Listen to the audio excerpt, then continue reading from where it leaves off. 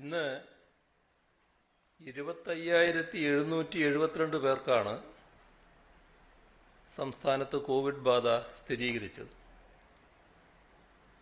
1,62,428 പരിശോധനകൾ നടന്നു. 2,37,045 പേരാണ് ചികിത്സയിലുള്ളത്. 189 മരണങ്ങളുണ്ടായി. കോവിഡിനെതിരായ പ്രതിരോധ പ്രവർത്തനം തുടരുന്ന ഘട്ടത്തിലാണ് വീണ്ടും നിപ വന്നത്. കോവിഡ് പ്രതിരോധത്തോടൊപ്പം തന്നെ നിപ പ്രതിരോധത്തിനാവശ്യമായ എല്ലാ നടപടികളും സ്വീകരിച്ചു കഴിഞ്ഞു. കോഴിക്കോട് സ്വകാര്യ ആശുപത്രിയിൽ ചികിത്സയിലായിരുന്ന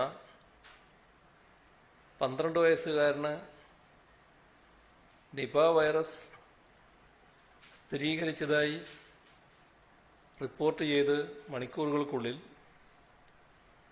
ആരോഗ്യവകുപ്പ് മന്ത്രിയുടെ നേതൃത്വത്തിൽ അടിയന്തര യോഗം ചേർന്ന് നിപ വൈറസ് പ്രതിരോധിക്കാനുള്ള ആക്ഷൻ പ്ലാൻ രൂപീകരിച്ചു. അതിൻ്റെ അടിസ്ഥാനത്തിൽ നിരീക്ഷണം, sample test and result management, സമ്പർക്ക പരിശോധന, രോഗബാധിതർക്കായുള്ള യാത്രാ സംവിധാനത്തിൻ്റെ നടത്തിപ്പ്, അടിസ്ഥാന സൗകര്യങ്ങൾ കൈകാര്യം ചെയ്യൽ, വിവര വിശകലനം തുടങ്ങിയവ ചെയ്യാൻ ചുമതലപ്പെടുത്തി 16 കമ്മിറ്റികൾ രൂപീകരിച്ചു. സമ്പർക്ക പട്ടികയിൽ 257 പേരാണ്. ഇതിൽ 51 പേർ ആശുപത്രിയിലുണ്ട്. സമ്പർക്ക പട്ടികയിലെ 141 പേർ ആരോഗ്യ പ്രവർത്തകരാണ്. ഗുരുതരമായ രോഗലക്ഷണം ആർക്കുമില്ല. ഇന്നലെ രാത്രി വൈകി പൂനെയിൽ നിന്ന് ലഭിച്ച 8 ഫലങ്ങളും നെഗറ്റീവാണ് എന്നത് ആശ്വാസകരമാണ്. കോഴിക്കോട് സെറ്റ് ചെയ്ത ലാബിൽ നിന്ന് ലഭിച്ച ഫലവും നെഗറ്റീവാണ്.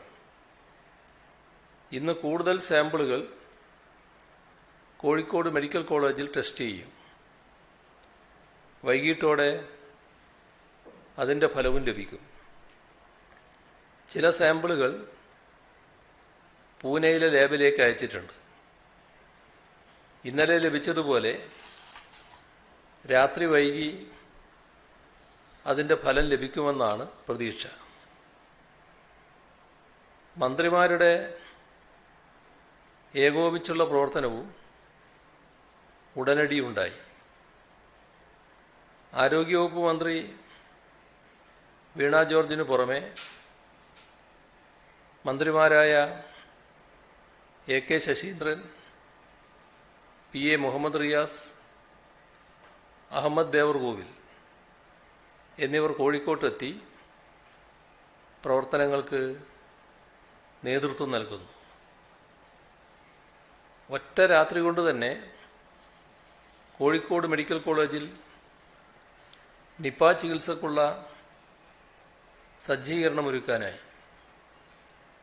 മെഡിക്കൽ കോളേജിലെ പേവാർഡ് ബ്ലോക്ക് നിപ ചികിത്സക്കും ഐസൊലേഷനുമായി സജ്ജമാക്കി. ICU കിടക്കകളുടെയും വെന്റിലേറ്ററുകളുടെയും ലഭ്യത ഉറപ്പാക്കി. നിപ രോഗികൾക്ക് മാത്രമായി നെഗറ്റീവ് പ്രഷർ ICUവും സജ്ജമാക്കി. സമ്പർക്ക പട്ടികയും റൂട്ട് മാപ്പും തയ്യാറാക്കി. അന്ന് തന്നെ ഹൈ റിസ്കിലുള്ളവരെ മെഡിക്കൽ കോളേജ് ഐസൊലേഷൻ വാർഡിലേക്ക് മാറ്റി. രോഗിയുമായി സമ്പർക്കത്തിലുള്ളവരെ അടിയന്തരമായി മെഡിക്കൽ കോളേജ് ആശുപത്രിയിലെത്തിക്കാൻ ആംബുലൻസ് സൗകര്യം ലഭ്യമാക്കി. അധികമായി ജീവനക്കാരെ നിയമിക്കാനും പരിശീലനം സിദ്ധിച്ചവരെ നിപ ചികിത്സക്കായി നിയോഗിക്കാനും നടപടികൾ സ്വീകരിച്ചു. Enquiry counter, contact tracking counter, medical college contact tracing team എന്നിങ്ങനെ 3 കൗണ്ടറുകൾ ഉൾപ്പെടെയാണ് കൺട്രോൾ റൂം പ്രവർത്തിക്കുന്നത്. നിപ സംബന്ധിച്ച എല്ലാ കാര്യങ്ങളും ഏകോപിപ്പിക്കുന്നത് ഈ കൺട്രോൾ റൂമിലൂടെയാണ്. എല്ലാ ജില്ലകൾക്കും ജാഗ്രതാ നിർദ്ദേശം നൽകി.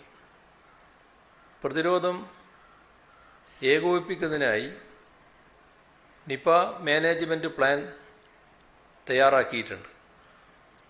സർക്കാർ, സ്വകാര്യം ഉൾപ്പെടെ എല്ലാ ആശുപത്രികളും പ്രോട്ടോകോൾ കൃത്യമായി പാലിക്കേണ്ടതാണ്.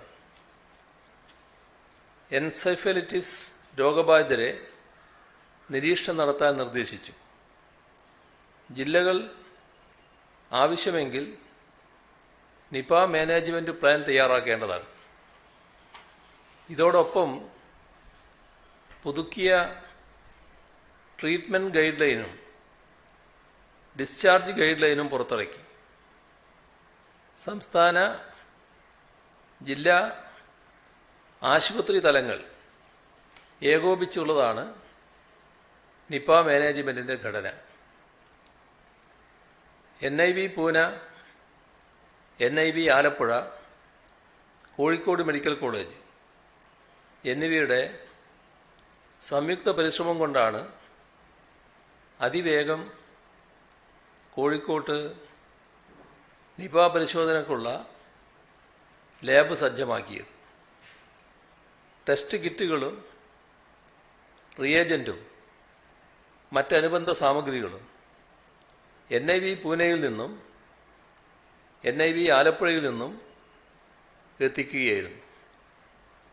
മരുന്ന് ലഭ്യതയും സുരക്ഷാ സാമഗ്രികളും ഉറപ്പാക്കിയിട്ടുമുണ്ട്. മോണോക്ലോണൽ ആൻറ്റിബോഡി ഓസ്ട്രേലിയയിൽ നിന്നും ICMR എത്രയും വേഗം എത്തിക്കുമെന്ന് ഉറപ്പ് നൽകി. സമ്പർക്കത്തിലുള്ളവരെ കണ്ടെത്താൻ ഊർജിത ശ്രമങ്ങളാണ് നടക്കുന്നത്. നിപയുടെ ഉറവിടം കണ്ടെത്താനും വലിയ ശ്രമം നടക്കുന്നു.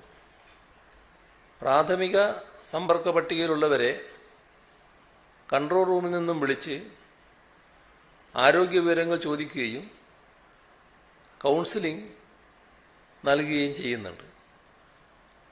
വയനാട് ജില്ലയിലെ 4, മലപ്പുറത്തെ 8, കണ്ണൂരിലെ 3, എറണാകുളം, പാലക്കാട്, കൊല്ലം ജില്ലകളിലെ ഓരോരുത്തർ വീതവും നിപ സമ്പർക്ക പട്ടികയിലുണ്ട്. കണ്ണൂരിൽ നിന്നും മലപ്പുറത്തു നിന്നുമുള്ളവരെ കോഴിക്കോട്ട് എത്തിച്ചിട്ടുണ്ട്. ഇവർക്ക് വേണ്ട ചികിത്സയും പരിചരണവും നൽകുന്നുണ്ട്. ആർക്കും ഗുരുതരമായ രോഗലക്ഷണങ്ങളില്ല. നിപ ബാധിത പ്രദേശത്ത് ബോധവൽക്കരണങ്ങളും ഊർജിതമാക്കിയിട്ടുണ്ട്.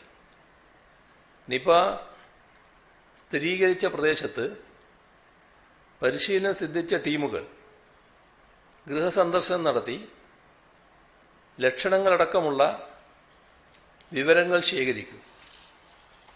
25 വീടുകൾക്ക് ഒരു ടീം എന്ന നിലയിലാണ് ഇതിനുള്ള ക്രമീകരണം നടത്തിയിട്ടുള്ളത്. മറ്റ് ജില്ലകളിൽ കൂടി നിപ വൈറസ് പ്രതിരോധം ശക്തമാക്കാൻ സ്റ്റേറ്റ് നിപ കൺട്രോൾ സെൽ ആരംഭിച്ചു. ഇതിലൂടെ ജില്ലകളിലെ നിപ പ്രതിരോധം ശക്തമാക്കാനും ഏകോപിപ്പിക്കാനും സാധിക്കും. മറ്റ് ജില്ലകൾക്കും മാർഗനിർദ്ദേശങ്ങളും പരിശീലനങ്ങളും നൽകുന്നതാണ്. നിപ സംബന്ധിച്ച എല്ലാ വിവരങ്ങളും അറിയുന്നതിനും കൈമാറുന്നതിനും ഈ ഹെൽത്ത് സോഫ്റ്റ്വെയർ ഏർപ്പെടുത്തി. കോഴിക്കോട് ജില്ലയിലെ എല്ലാ ആശുപത്രികളിലെയും മെഡിക്കൽ ഓഫീസർമാർക്കും വിദഗ്ധ പരിശീലനം നൽകി. ആശുപത്രിയിൽ ഒരു രോഗി എത്തുമ്പോൾ മുതലുള്ള ചികിത്സ ഉൾപ്പെടെയുള്ള എല്ലാ കാര്യങ്ങളിലും നിർദ്ദേശം നൽകി. രോഗപ്രതിരോധം, നിരീക്ഷണം, റഫറൽ, ബോധവൽക്കരണം എന്നിവയിലൂന്നിയായിരുന്നു പരിശീലനം.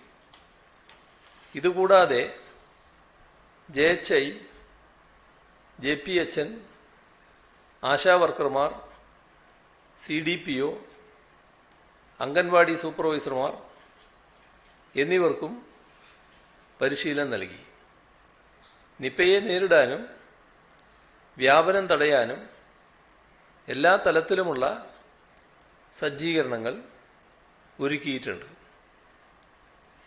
നിപയുടെ കാര്യത്തിൽ പലതരത്തിലുള്ള തെറ്റായ പ്രചരണങ്ങൾ നടക്കുന്നുണ്ട്. അത് കണ്ടെത്തി തടയും. അത്തരം പ്രചാരണങ്ങളിൽ പെട്ടുപോകരുതെന്ന് എല്ലാവരോടും അഭ്യർത്ഥിക്കുകയാണ്.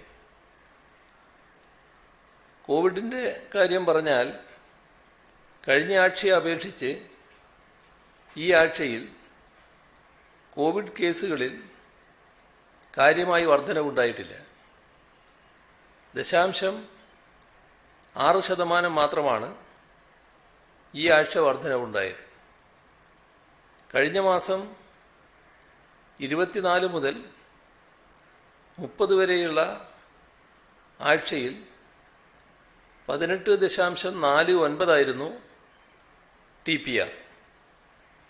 അത് 31 മുതൽ ഈ മാസം 6 വരെയുള്ള ആഴ്ചയിൽ 17.91 കുറഞ്ഞു. കൂടുതൽ ജാഗ്രത തുറന്നാൽ ഇനിയും കേസുകൾ കുറച്ചു കൊണ്ടുവരാൻ നമുക്ക് സാധിക്കും. അതിതീവ്ര വ്യാപനശേഷിയുള്ള ഡെൽറ്റ വൈറസ് നിലനിൽക്കുന്നതിനാൽ എല്ലാവരും തുടർന്നും ശ്രദ്ധിക്കേണ്ടതാണ്. ആരിൽ നിന്നും ആരിലേക്കും രോഗമുണ്ടാകുന്ന അവസ്ഥയാണ് സംസ്ഥാനത്തുള്ളത്. എല്ലാവരും മാർഗനിർദ്ദേശങ്ങൾ കൃത്യമായി പാലിക്കുകയാണ് പ്രധാനം. വാക്സിൻ ജനങ്ങളെ അണുബാധയിൽ നിന്നും ഗുരുതരമായ അസുഖത്തിൽ നിന്നും സംരക്ഷിക്കുകയും ആശുപത്രിവാസത്തിൻ്റെയും മരുന്നിൻ്റെയും സാധ്യത ഗണ്യമായി കുറയ്ക്കുകയും ചെയ്യുന്നു. പുതിയ സാഹചര്യത്തിൽ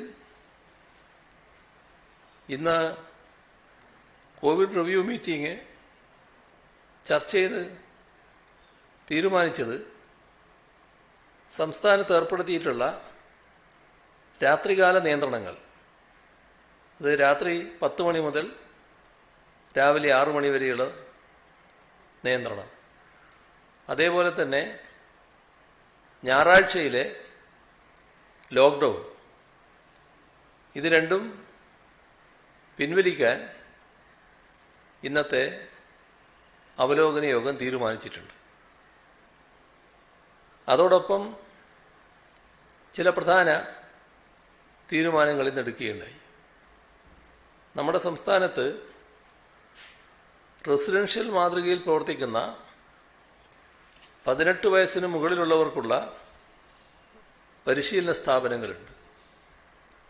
അത്തരം സ്ഥാപനങ്ങൾ ബയോ ബബിൾ മാതൃകയിൽ 1 ഡോസ് വാക്സിനേഷനെങ്കിലും പൂർത്തിയാക്കിയ അധ്യാപകരെയും വിദ്യാർത്ഥികളെയും ഉൾക്കൊള്ളിച്ചുകൊണ്ട് തുറന്ന് പ്രവർത്തിക്കാൻ അനുവദിക്കും.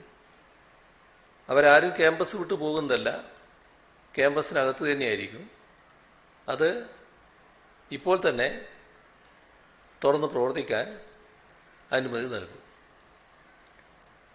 അതോടൊപ്പം ഒക്ടോബർ 4 മുതൽ ടെക്നിക്കൽ, പോളിടെക്നിക്, മെഡിക്കൽ വിദ്യാഭ്യാസം ഉൾപ്പെടെയുള്ള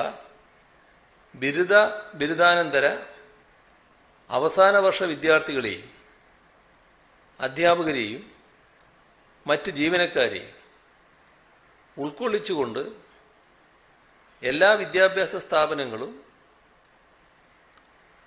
ഉന്നത വിദ്യാഭ്യാസ സ്ഥാപനങ്ങളും തുറന്ന് പ്രവർത്തിക്കാൻ അനുമതി നൽകും. ഇവിടെയുള്ള അവസാന വർഷ വിദ്യാർത്ഥികളാണ് ഈ ഘട്ടത്തിൽ ഈ സ്ഥാപനത്തിലേക്ക് പോവുക. പക്ഷേ ഒരു നിബന്ധന കർശനമായുണ്ട്. അത് ഒരു ഡോസ് വാക്സിനെങ്കിലും എടുത്തവരായിരിക്കണം വിദ്യാർത്ഥിയും അധ്യാപകരും. അത്തരം ആളുകൾക്ക് മാത്രമേ ഈ ഘട്ടത്തിൽ ക്ലാസ്സിൽ അറ്റൻഡ് ചെയ്യാൻ സാധിക്കൂ. അതിൽ ഉദ്ദേശിക്കുന്നത് ബിരുദാനന്തര അവസാന വർഷ വിദ്യാർത്ഥികൾ, ഉന്നത വിദ്യാഭ്യാസ സ്ഥാപനങ്ങളിലെ അധ്യാപകർ, അവർ കോവിഡ് വാക്സിൻ എടുക്കാത്തവരുണ്ടെങ്കിൽ ഈ ആഴ്ച തന്നെ ആദ്യ ഡോസ് അവർ പൂർത്തീകരിക്കേണ്ടതാണ്. അതിനാവശ്യമായ മുൻഗണന അവർക്ക് നൽകും. അതോടൊപ്പം രണ്ടാം ഡോസിന് അർഹതയുള്ളവർ ഈ കൂട്ടത്തിലുണ്ടെങ്കിൽ അതും ഉടൻ തന്നെ സ്വീകരിക്കേണ്ടതാണ്. കോവിഷീൽഡ് രണ്ടാം ഡോസ് 4 ആഴ്ചകൾക്ക് ശേഷം വാങ്ങാവുന്നതാണ് എന്ന് ഹൈക്കോടതി വിധി രേഖപ്പെടുത്തിയിട്ടുണ്ട്. ഇതിൽ തീരുമാനമെടുക്കേണ്ടത് കേന്ദ്ര സർക്കാരാണ്. പക്ഷെ സംസ്ഥാന സർക്കാരിന് ഇക്കാര്യത്തിൽ പൂർണ്ണ യോജിപ്പാണ്. അതുകൊണ്ട് തന്നെ ചീഫ് സെക്രട്ടറിയും ആരോഗ്യ സെക്രട്ടറിയും കേന്ദ്ര സർക്കാരിലെ ബന്ധപ്പെട്ട ഉദ്യോഗസ്ഥരുമായി സംസ്ഥാന സർക്കാരിൻ്റെ നിലപാട് അറിയിക്കുകയും ഇതിന് അനുമതി നൽകാൻ ആവശ്യപ്പെടുകയും ചെയ്യും. ഇതോടൊപ്പം മുഴുവൻ സ്കൂൾ അധ്യാപകരും ഈ ആഴ്ച തന്നെ വാക്സിനേഷൻ പൂർത്തിയാക്കാൻ ശ്രദ്ധിക്കണം. ഇപ്പോൾ പൊതുവിദ്യാഭ്യാസ, ഉന്നത വിദ്യാഭ്യാസ വകുപ്പുകൾ അതിനാവശ്യമായ ക്രമീകരണം ചെയ്യണം. അപ്പോൾ അധ്യാപകരാകെ അവർ പ്രൈമറി ആയാലും സെക്കൻഡറി ആയാലും ഉന്നത വിദ്യാഭ്യാസമായാലും എല്ലാവരും ഈ ഘട്ടത്തിൽ വാക്സിനേഷൻ പൂർത്തിയാക്കുക എന്നത് പ്രത്യേകമായി ശ്രദ്ധിക്കണം. അത് ഉന്നത വിദ്യാഭ്യാസ മേഖലയിൽ ഒക്ടോബർ 4 മുതൽ അവസാന വർഷ വിദ്യാർത്ഥികൾ, ബിരുദാനന്തര അവസാന വർഷ വിദ്യാർത്ഥികൾക്ക് പ്രവേശനം അനുവദിക്കുന്ന നിലയാണ് തീരുമാനിച്ചിട്ടുള്ളത്.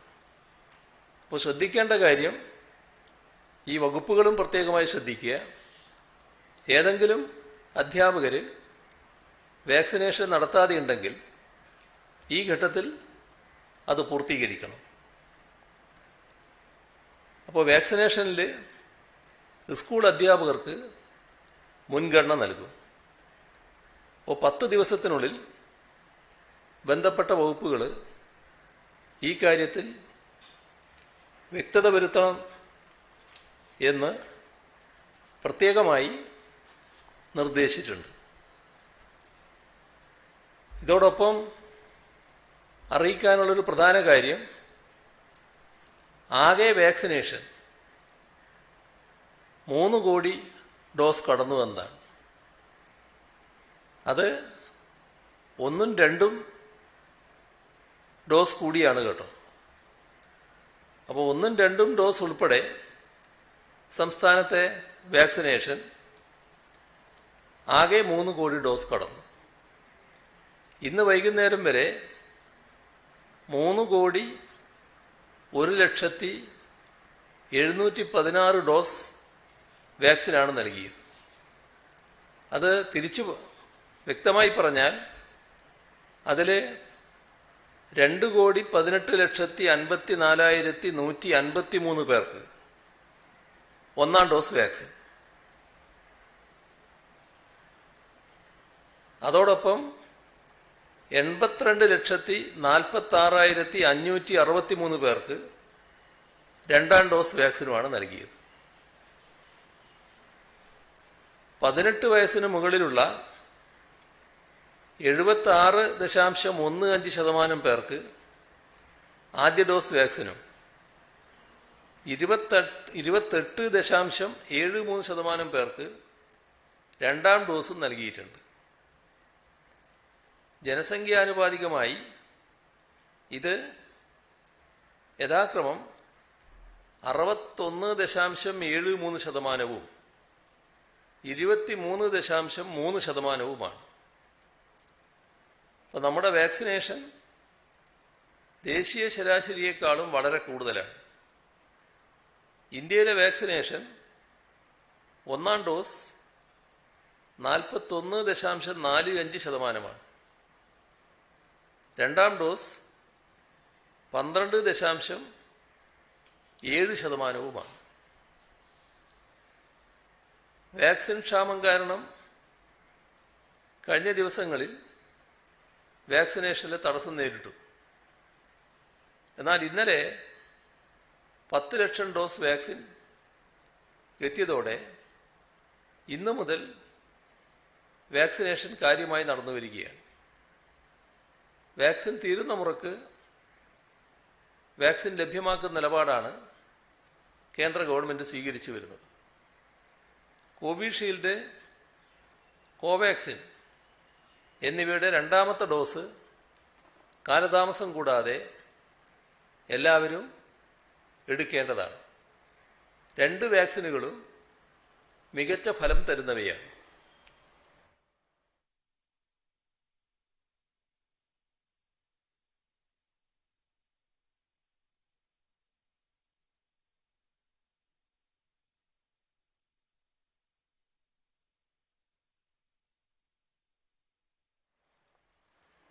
ഇന്നലെ വരെയുള്ള കണക്കനുസരിച്ച്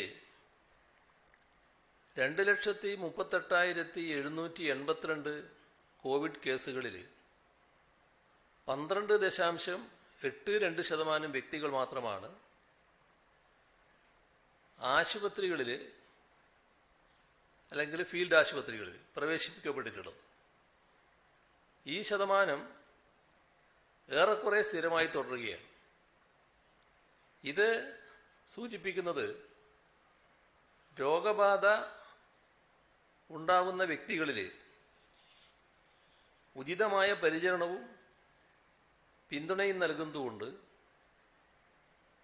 രോഗത്തിലേക്കുള്ള മാറ്റം ആശങ്കാജനകമായ അളവിൽ വർദ്ധിക്കുന്നില്ല എന്നാണ്. എന്നാൽ രോഗാതുരതയുണ്ടെങ്കിലും ആശുപത്രിയിലെത്തുന്ന ഭൂരിഭാഗം രോഗികളും വൈകി എത്തുന്നതായി ശ്രദ്ധയിൽപ്പെട്ടിട്ടുണ്ട്. കോവിഡ് അണുബാധ സ്ഥിരീകരിച്ച എല്ലാ ആളുകളെയും, പ്രത്യേകിച്ച് അനുബന്ധ രോഗങ്ങളുള്ളവർ, കൃത്യസമയത്ത് ആദ്യ ദിവസം തന്നെ ആശുപത്രിയിൽ പ്രവേശിപ്പിക്കേണ്ടതാണ്. മൈക്രോ കണ്ടെയ്ൻമെൻറ് സോണുകളും കോവിഡ് ജാഗ്രതാ പോർട്ടലിലും ജില്ലാ വെബ്സൈറ്റുകളിലും കൃത്യമായി പുതുക്കാതെ പോകുന്നത് ശ്രദ്ധയിൽപ്പെട്ടിട്ടുണ്ട്. കണ്ടെയ്ൻമെൻറ് സോണുകളുമായി ബന്ധപ്പെട്ട വിവരങ്ങൾ എല്ലാ ബുധനാഴ്ചയും, മൈക്രോ കണ്ടെയ്ൻമെൻറ് സോണുകളുമായി ബന്ധപ്പെട്ട വിവരങ്ങൾ എല്ലാ ദിവസവും പുതുക്കണമെന്ന നിർദ്ദേശം ജില്ലാ അടിയന്തര കാര്യനിർവഹണ കേന്ദ്രങ്ങൾക്ക് നൽകുന്നുണ്ട്.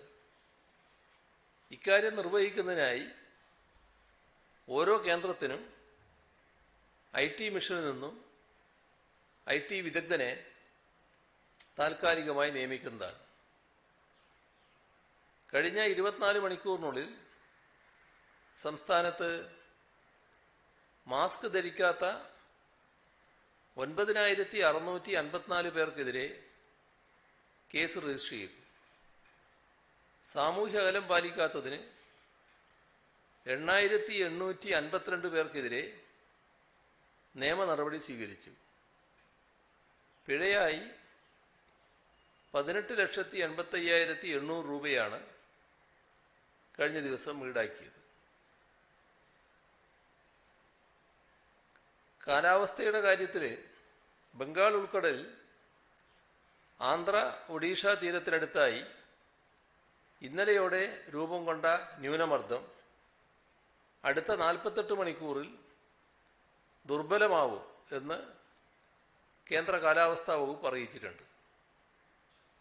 ഇന്നുകൂടി ഒറ്റപ്പെട്ട ശക്തമായ മഴയ്ക്കുള്ള സാധ്യത ഉള്ളതിനാൽ കാസർഗോഡ്, കണ്ണൂർ, കോഴിക്കോട്, മലപ്പുറം, തൃശ്ശൂർ, ഇടുക്കി, എറണാകുളം ഇത്രയും ജില്ലകളിൽ കേന്ദ്ര കാലാവസ്ഥാ വകുപ്പ് യെല്ലോ അലേർട്ട് പ്രഖ്യാപിച്ചിട്ടുണ്ട്.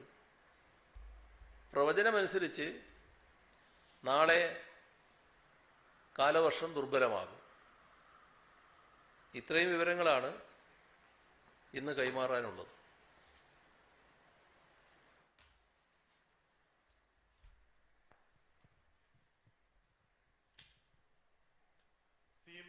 ക്ലാസുകൾ തുറക്കുകയാണല്ലോ, ഒരു പ്രധാനപ്പെട്ട തീരുമാനമാണല്ലോ. അപ്പം ഇതിന് മറ്റ് തയ്യാറെടുപ്പുകൾ ഏത് തരത്തിലാണ് ഉണ്ടാവുക?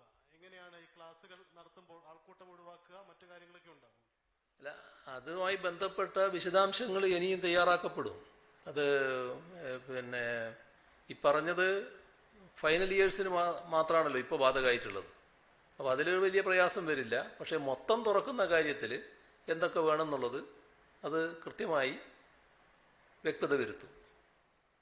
സ്കൂളുകൾ തുറക്കുന്നിടത്തിൽ ഒരു വിദഗ്ധ സമിതിയെ നിയോഗിക്കുമെന്ന് വിദ്യാഭ്യാസ മന്ത്രി പറഞ്ഞിരുന്നു. അന്നേരം അതിന് മുന്നോടിയായിട്ടാണോ അധ്യാപകർക്കെല്ലാം വാക്സിനേഷൻ നമ്മൾ കൊടുക്കാൻ വേണ്ടി തീരുമാനിച്ചിരിക്കുന്നത്? അതുപോലെ തന്നെ ഈ ഹോട്ടലുകളിൽ ഇരുന്ന് ഭക്ഷണം കഴിക്കാനുള്ള അനുമതി വേണമെന്ന ആവശ്യം അവർ തുടർച്ചയായി ഉന്നയിക്കുന്നു. അതിലേക്ക് എത്താനായിട്ടുണ്ടോ? അതിലേക്ക് എത്താനായില്ല. അതിലേക്ക് പിന്നെ എല്ലാം നമ്മൾ എത്തേണ്ടതാണല്ലോ. ഓരോ ആവശ്യവും ശരിയായ രീതിയിൽ എത്തേണ്ട ആവശ്യങ്ങളാണ് ഉന്നയിക്കുന്നത്. പക്ഷേ ഇപ്പോഴായിട്ടില്ല.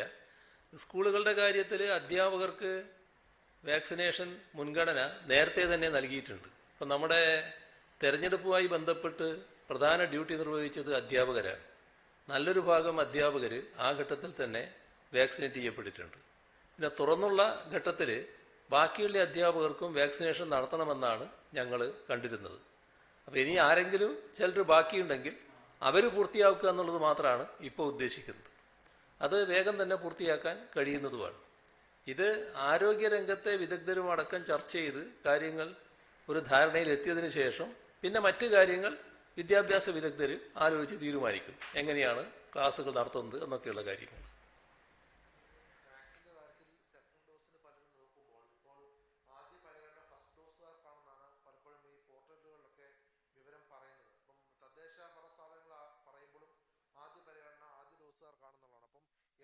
ദിവസം കഴിഞ്ഞിട്ട് സെക്കൻഡ് ഡോസ് എടുക്കാനുള്ള ആളുകൾ നിൽപ്പുണ്ട്. അപ്പൊ അത് എങ്ങനെയാണ് നമ്മൾ ആ ഒരു പ്രശ്നം പരിഹരിക്കുക? അങ്ങനെയല്ല, അതിൽ വ്യക്തത തന്നെ വരുത്തിയിട്ടുണ്ട്.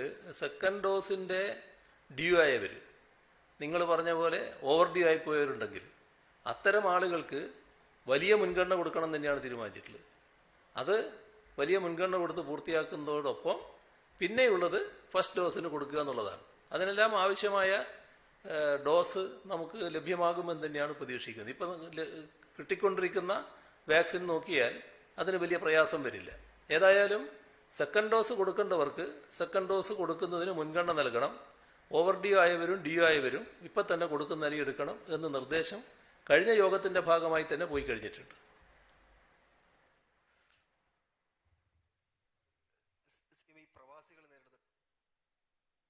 ശബ്ദമില്ല.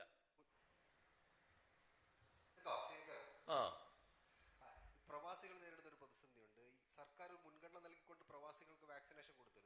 മാസം 1 മുതൽ 15-ാം തീയതിക്കിടയിൽ വാക്സിൻ എടുത്ത കുറച്ച് പ്രവാസിക്ക് സംസ്ഥാന സർക്കാരിന്റെ വെബ്സൈറ്റിൽ രജിസ്റ്റർ ചെയ്തിട്ടാണ് ഒരു വാക്സിൻ എടുത്തത്. പക്ഷേ അവർക്ക് സർട്ടിഫിക്കറ്റ് കോവിൻ പോർട്ടലിൽ അപ്ഡേറ്റ് ആയിട്ടില്ല. അതുകൊണ്ട് തന്നെ 2 ഡോസ് എടുത്തവർക്കും പോകാൻ കഴിയുന്നില്ല എന്ന് പറയുന്നുണ്ട്. ഈ 15 ദിവസത്തിനിടയിൽ എടുത്തവർക്കാണ് ഈ പ്രശ്നം ഉള്ളത്. CM-ന്റെ ശ്രദ്ധയിൽപ്പെട്ടിട്ടുണ്ട്. അങ്ങനെ ഒരു കുറെ പേര് ഇങ്ങനെ വിളിക്കുന്നുണ്ട്. ഈ പ്രവാസികൾക്ക് പലവിധ പ്രശ്നങ്ങൾ ഇതുമായി ബന്ധപ്പെട്ട് കോവിഡ് സർട്ടിഫിക്കറ്റ് വാക്സിനേഷൻ സർട്ടിഫിക്കറ്റുമായി ബന്ധപ്പെട്ടുണ്ടായിട്ടുണ്ട്. അത് ശ്രദ്ധയിൽപ്പെടുന്ന മുറക്ക് കേന്ദ്ര ഗവൺമെന്റ് ശ്രദ്ധയിൽപ്പെടുത്തിയത് പരിഹരിച്ചുകൊണ്ടിരിക്കുകയാണ്. ഇങ്ങനൊരു പ്രശ്നം ഉണ്ടെങ്കിൽ അതും പരിഹരിക്കുന്നതിനാവശ്യമായ നടപടികൾ സ്വീകരിക്കുക. മറ്റൊരു കാര്യം ചോദിച്ചോട്ടെ, ഈ KT ജലീൽ കഴിഞ്ഞ കുറച്ച് ദിവസങ്ങളായിട്ട് കുഞ്ഞാലിക്കുട്ടിക്കെതിരെ നിരന്തരമായി ഇങ്ങനെ ആരോപണങ്ങൾ ഉന്നയിക്കുന്നുണ്ട്. ഇന്നലെ പത്രസമ്മേളനം നടത്തിയാണ്ട് 1100 കോടിയോളം രൂപയുടെ കള്ളപ്പണം അവിടെ മലപ്പുറത്തൊരു സഹകരണ ബാങ്കിലുണ്ട് എന്ന് പറയുകയും ചെയ്തു. സംസ്ഥാന സർക്കാരുമായി ബന്ധപ്പെട്ട് അതിനകത്ത് ഒരു തുടർ നടപടി ഉണ്ടാവുന്നില്ല. മന്ത്രി അടക്കമുള്ളവർ അതിനകത്ത് പ്രതികരിച്ചു കണ്ടില്ല. എന്തുകൊണ്ടാണ്? KT ജലീൽ ED ചോദ്യം ചെയ്ത ആളാണല്ലോ. ആ ചോദ്യം ചെയ്യലോടുകൂടി EDയിൽ കുറെ കൂടി വിശ്വാസം അദ്ദേഹത്തിന് വന്നിട്ടുണ്ട് എന്നാണ് തോന്നുന്നത്. അങ്ങനെയുള്ള പ്രതികരണങ്ങളാണ് കാണുന്നത്. ഏതായാലും കേരളത്തിലെ സഹകരണ മേഖല ED ഒന്നും കൈകാര്യം ചെയ്യേണ്ട മേഖലകളല്ല. സാധാരണഗതിയിൽ സംസ്ഥാന ഗവൺമെന്റ് ആവശ്യമായ നടപടി എടുത്തുകൊണ്ടിരിക്കുന്നതാണ്. അദ്ദേഹം പരാമർശിച്ച ബാങ്കിന്റെ കാര്യത്തിൽ കോപ്പറേറ്റീവ് ഡിപ്പാർട്ട്മെന്റ് കർശന നടപടിയിലേക്ക് നീങ്ങിയതാണ്. അതിലിപ്പോൾ ഒരു കോടതിയുടെ സ്റ്റേ നിലനിൽക്കുന്നതുകൊണ്ടാണ് മറ്റ് നടപടികളിലേക്ക് നീങ്ങാൻ പറ്റാതിരുന്നത്. അതാണ് ആ കാര്യത്തിൽ നാം കാണേണ്ടത്. തമിഴ്നാട്ടിൽ 10ാം ക്ലാസ് വിദ്യാഭ്യാസം നേടിയ കുട്ടികൾ കേരളത്തിലേക്ക് വന്നു കഴിഞ്ഞപ്പോൾ അവർക്ക് ഇവിടെ തുടരാൻ കഴിയില്ലാത്തൊരു സാഹചര്യമുണ്ട്. കാരണം അവിടെ എല്ലാവർക്കും ഓൾ പാസ് എന്നാണ് സർട്ടിഫൈ ചെയ്ത് വിട്ടേക്കുന്നത്. ഗ്രേഡുകളൊന്നും തിരിച്ചിട്ടില്ല. അപ്പം കേരളത്തിൽ പ്രശ്നമായിട്ട് മാറിയിട്ടുണ്ട്. ഒത്തിരി കുട്ടികൾ ആ പ്രശ്നം നേരിടുന്നുണ്ട്. ഇത് ശ്രദ്ധയിൽപ്പെട്ടിട്ടുണ്ടോ? ഇടപെടാൻ കഴിയും? അതെന്താണെന്ന് ചർച്ച ചെയ്യണം. എനിക്കിപ്പോൾ അറിയില്ല. അത് പരിശോധിച്ച് നോക്കാം എന്താണ്. ഈ നിപ്പയുമായി ബന്ധപ്പെട്ട് ഇപ്പൊ കോഴിക്കോട് ഒരു ദിവസം കൊണ്ട് ഒരു ലാബ് ഉണ്ടാക്കി എന്നൊക്കെ പറഞ്ഞു. നേരത്തെ തന്നെ നമ്മളൊരു വൈറോളജി ഇൻസ്റ്റിറ്റ്യൂട്ട് ഒക്കെ ഇവിടെ തിരുവനന്തപുരത്ത് തോന്നിക്കലൊക്കെ. അതിന്റെ ഇപ്പോഴത്തെ അവസ്ഥ എന്താണ് CM? ഒപ്പം നമ്മുടെ ഈ ഒരു ദിവസം കൊണ്ടുള്ള ആ ഇൻസ്റ്റിറ്റ്യൂട്ടുമായി ബന്ധപ്പെട്ട് എല്ലാ സംവിധാനങ്ങളും അവിടെ തയ്യാറാണോ? അതോ താൽക്കാലികമായ ഒരു സംവിധാനം നിലയിലാണോ കോഴിക്കോടത്തെ ഒരുക്കിയിരിക്കുന്നത്? ഇതിപ്പോ മറ്റുള്ളവരുടെ സഹായത്തോടെ പറഞ്ഞില്ലേ, പൂനെയിലെ ഇൻസ്റ്റിറ്റ്യൂട്ട് അടക്കം ഈ ഉപകരണങ്ങൾ അയച്ച് ആലപ്പുഴയിൽ നടക്ക അയച്ചു.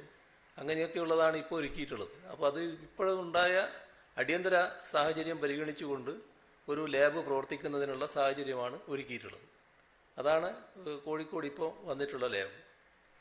നമ്മുടെ വൈറോളജി ഇൻസ്റ്റിറ്റ്യൂട്ട് നല്ല രീതിയിൽ വേഗം തന്നെ പ്രവർത്തനം ആരംഭിക്കണമെന്നാണല്ലോ നമ്മളെല്ലാവരും ആഗ്രഹിക്കുന്നത്.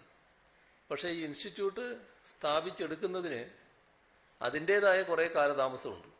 പിന്നെ നമ്മുടെ സാധാരണ നിലക്ക് നമ്മുടെ നാടിൻ്റെ ഒരു രീതി വെച്ച് ഇത്തരം സ്ഥാപനങ്ങളൊക്കെ വരുമ്പോൾ ഉണ്ടാകുന്ന കാലതാമസം, അതിൻ്റെ നടപടിക്രമങ്ങളും മറ്റു കാര്യങ്ങളുമൊക്കെ നമ്മൾ ആഗ്രഹിക്കുന്ന അതേ വേഗതയിൽ അത് പൂർത്തിയായി എന്ന് വരില്ല.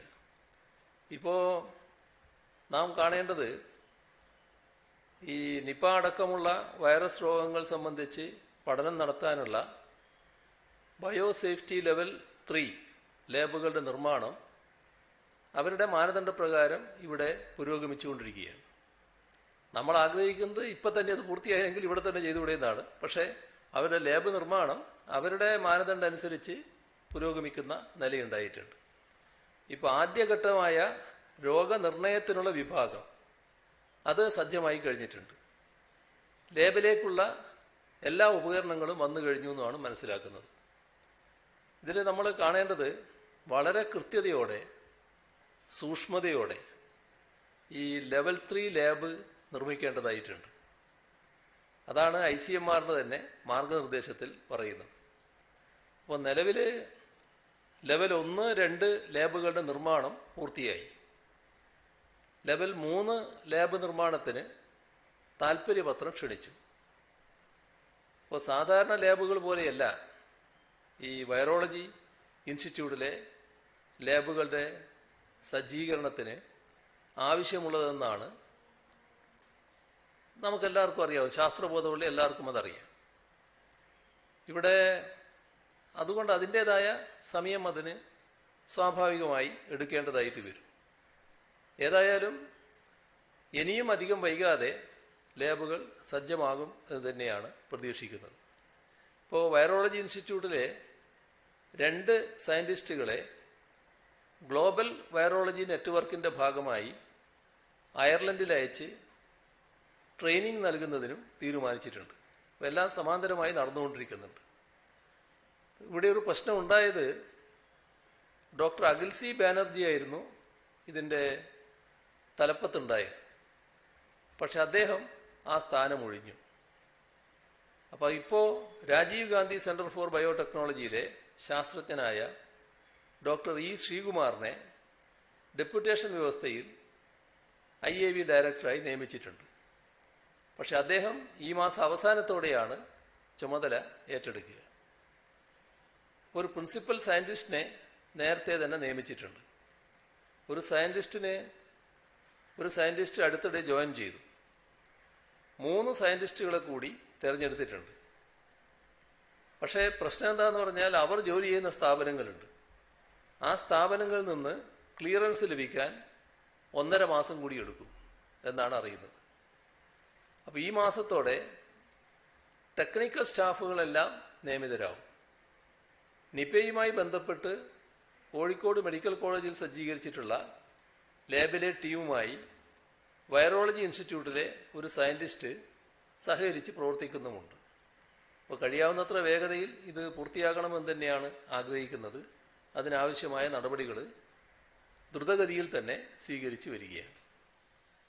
നേരത്തെ പറഞ്ഞൊരു വ്യക്തതയ്ക്ക് വേണ്ടി ചോദിക്കുകയാണ്. മുന്നേ മന്ത്രി KT ജലീൽ ഉന്നയിച്ച ആക്ഷേപങ്ങളെക്കുറിച്ച് സംസ്ഥാനം സമാന്തരമായ ഒരു അന്വേഷണം നടത്താൻ ഉദ്ദേശിക്കുന്നില്ല, അല്ലെങ്കിൽ EDയുടെ അന്വേഷണത്തോട് താല്പര്യമില്ല, ED അന്വേഷിക്കണം എന്നതാണ് KT ജലീൽ ആവശ്യപ്പെടുന്നത്. അക്കാര്യത്തിൽ അത് വേണ്ട എന്ന് തന്നെയാണ് സംസ്ഥാന സർക്കാരിന്റെ നിലപാട്.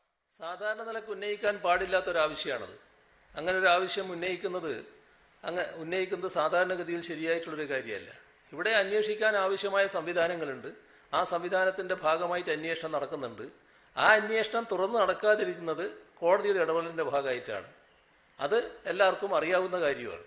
അപ്പോൾ അന്വേഷണത്തിന് ഒരു തടസ്സവും ഇവിടെ ഉണ്ടാവില്ല. കുറ്റം എന്തെങ്കിലും ഉണ്ടെങ്കിൽ ശക്തമായ രീതിയിലുള്ള നടപടിയും അതിൻ്റെ ഭാഗമായി ഉണ്ടാകും. വേറൊരു കാര്യം, ഈ പകർച്ചവ്യാധികളും മറ്റും നിയന്ത്രിക്കാനായിട്ട് പ്ലാനിംഗ് ബോർഡിന്റെ ഈ പ്ലാൻ ഫണ്ടിൽ നിന്ന് നമുക്കുള്ള പണം ചെലവഴിച്ചില്ല എന്നുള്ള ചില ആക്ഷേപങ്ങൾ വാർത്തയായിട്ട് വന്നിട്ടുണ്ട്. അതായത് 5 കോടിയും 4 കോടിയും അത് രണ്ടും ഈ പകർച്ചവ്യാധി നിയന്ത്രണത്തിലുള്ള തുക നീക്കിവെച്ചെങ്കിലും ചെലവഴിച്ചില്ല എന്നുള്ള ആക്ഷേപമാണ് ഇന്ന് മാധ്യമങ്ങളും ഇന്നലെ ടെലിവിഷൻ മാധ്യമങ്ങളും റിപ്പോർട്ട് ചെയ്തത്. അത് പ്രത്യേകമായി നോക്കണം. എന്താണെന്ന് എനിക്കിപ്പോൾ പറയാൻ കഴിയില്ല. +1 എക്സാം നമ്മൾ തീരുമാനിച്ചിട്ട് സുപ്രീം കോടതി അത് ഒരാഴ്ചത്തേക്ക് റദ്ദ് ചെയ്തിട്ടുണ്ട്.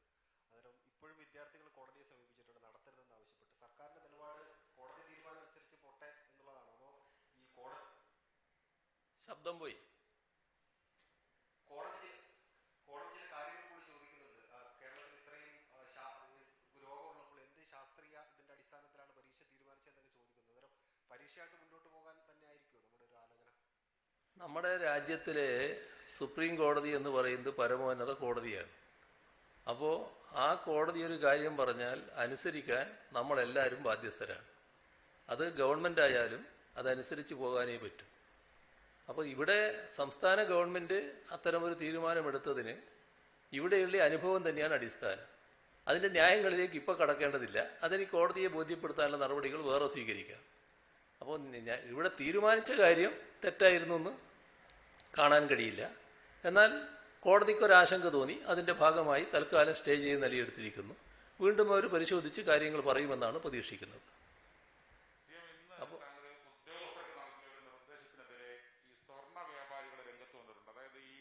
അവരുടെ നികുതി കർക്കശമായിട്ട് പിരിക്കണം. അതുപോലെ തന്നെ CCTV ദൃശ്യങ്ങൾ GST ഓഫീസുകളിലും പോലീസ് സ്റ്റേഷനിലുമൊക്കെ കിട്ടുമോ എന്നുള്ള സാധ്യത ആരായണമെന്നൊക്കെ പറഞ്ഞപ്പോഴത്തേക്ക് തന്നെ അതൊരു യുദ്ധപ്രഖ്യാപനം എന്ന് പറഞ്ഞ് അവർ രംഗത്ത് വരികയാണ്. എന്താണ് അതാരാ രംഗത്ത് വരുന്നതെന്ന് എനിക്കറിയില്ല. ഇത് സാധാരണഗതിയിൽ നമ്മുടെ സംസ്ഥാനത്ത് ഏറ്റവും കൂടുതൽ നികുതി വരേണ്ട ഒരു മേഖലയിൽ നിന്ന് നികുതി കുറയുന്നതിൻ്റെ അടിസ്ഥാനത്തിൽ നടന്ന ഒരു ആലോചനയാണ്. അതിൽ സ്വർണ്ണ വ്യാപാരികളുമായിട്ട് ഒരു തരത്തിലുള്ള തർക്കത്തിനും പോകാനല്ല ഉദ്ദേശിക്കുന്നത്. കൃത്യമായി നികുതി അടക്കുന്ന നിലയുണ്ടാവണം. ചിലർ ഏത് കൂട്ടത്തിലും ചില പ്രത്യേകതക്കാരുണ്ടാവുമല്ലോ. അപ്പോൾ ആവശ്യമായ നികുതി അടക്കാതെ നിൽക്കുന്നവരുണ്ട്. അത് വലിയ സ്വർണ്ണ കച്ചവടക്കാരായിട്ടുള്ളവരും ചിലർ നികുതി അടക്കാതെ നിൽക്കുന്നുണ്ട്. എല്ലാവരുമല്ല, ചിലർ കൃത്യമായി നികുതി അടക്കുന്നവരുണ്ട്. അപ്പോൾ കൃത്യമായി നികുതി അടക്കുന്നവർക്ക് ഇതൊന്നും പ്രശ്നമല്ല. കൃത്യമായി നികുതി അടക്കാത്തവർക്ക് ഇത് ലേശം അങ്കലാപ്പ് ഉണ്ടാക്കിയിട്ടുണ്ടാവും. പറഞ്ഞ കാര്യം അവിടെ കൃത്യമായി പരിശോധന വേണമെന്നാണ്. ആ പരിശോധനയിലൂടെ വ്യക്തമാകും എന്താണ് അവിടുത്തെ കാര്യമെന്നുള്ളത്, ഓരോ സ്ഥാപനത്തിൻ്റെയും അവസ്ഥ എന്താണെന്നുള്ളത്. നികുതി വെട്ടിപ്പുമായി നടക്കുന്ന സ്ഥാപനങ്ങൾ ഉണ്ടാകുമ്പോൾ അതിന് കൃത്യമായി മനസ്സിലാക്കുന്നതിനുള്ള മറ്റൊരു മാർഗം കൂടിയാണ് ഈ CCTV അവിടെ സ്ഥാപിക്കുക എന്നുള്ളത്. അത്തരം CCTVകളുടെ കണക്ഷൻ ഈ GST കൗൺസിലിനും കൊടുത്താൽ അവർക്കും കൃത്യമായി കാര്യങ്ങൾ മനസ്സിലാക്കാൻ കഴിയും. അത് ഏതെങ്കിലും തരത്തിൽ ആളുകളെ ഉപദ്രവിക്കാനല്ല, ഈ നിയമത്തിൽ നിന്ന് വഴിമാറി പോകാൻ തയ്യാറാകുന്നുണ്ടോ ആ കാര്യങ്ങൾ മനസ്സിലാക്കാനും അങ്ങനെയുണ്ടെങ്കിൽ അതിൽ ഇടപെടാനും വേണ്ടിയാണ്. മറ്റാരെയും ഉപദ്രവിക്കാൻ ഇതിൻ്റെ ഭാഗമായി ഉദ്ദേശിക്കുന്നേയില്ല. പക്ഷേ ഈ പറഞ്ഞ നികുതി കൃത്യമായി അടക്കാൻ എല്ലാവരും ബാധ്യസ്ഥരാണ്. ഇതിൻ്റെ ഭാഗമായി തന്നെ വരുന്ന മറ്റൊരു പ്രശ്നം, ഈ നമ്മുടെ നാട്ടിലെ ഇപ്പോൾ സ്വർണ്ണക്കടകളുണ്ടല്ലോ, വലിയ കടകളും ചെറിയ കടകളും ഒക്കെ ഉണ്ട്. ആ കടകളിൽ കൂടി അല്ലാതെ ഇപ്പം ചിലർ സ്വർണം വിൽക്കുന്നൊരു രീതിയുണ്ട്. ഒരു കല്യാണ ആവശ്യമൊക്കെ വന്നാൽ ഈ കടയൊന്നുമല്ലാതെ ചിലർ സ്വർണം വീട്ടിലെത്തിച്ചു കൊടുക്കുന്ന നിലയുണ്ട്. അതും മറ്റൊരു തട്ടിപ്പാണ്. കാരണം നികുതി ഒഴിവാകുകയാണ് ഇതിൻ്റെ ഭാഗമായിട്ട്. അപ്പോൾ അത്തരം ആളുകളാര്, അതിൻ്റെ പിന്നിൽ പ്രവർത്തിക്കുന്നവരാര്, അത് കർശനമായി പരിശോധിക്കണം. അത്തരം സ്വർണമടക്കം കണ്ടുകെട്ടുന്ന അവസ്ഥ ഉണ്ടാകണം എന്നതും ആ യോഗത്തിൽ ചർച്ച ചെയ്തിട്ടുണ്ട്. അങ്ങനെയുള്ള കാര്യങ്ങളാണത്. ആരെയും ഉപദ്രവിക്കാനുള്ള ഒരു കാര്യമല്ല. സംസ്ഥാന സർക്കാരിൻ്റെ കിട്ടേണ്ട നികുതി വിഹിതം അത് കിട്ടാതിരിക്കുമ്പോൾ അത് ഉറപ്പുവരുത്താനുള്ള നടപടിക്രമം മാത്രമാണ്. ഇത് സാധാരണ നിലക്ക് കൃത്യമായി നികുതി കൊടുക്കുന്ന എല്ലാ സ്വർണ്ണ വ്യാപാരികളും സ്വാഗതം ചെയ്യുന്ന കാര്യമാണ്. അപ്പോൾ നമുക്ക് ഇന്ന് ഇവിടെ നിർത്താം, അതാ നല്ലത്. കുറേ ആയില്ലേ, ഇത് മതി.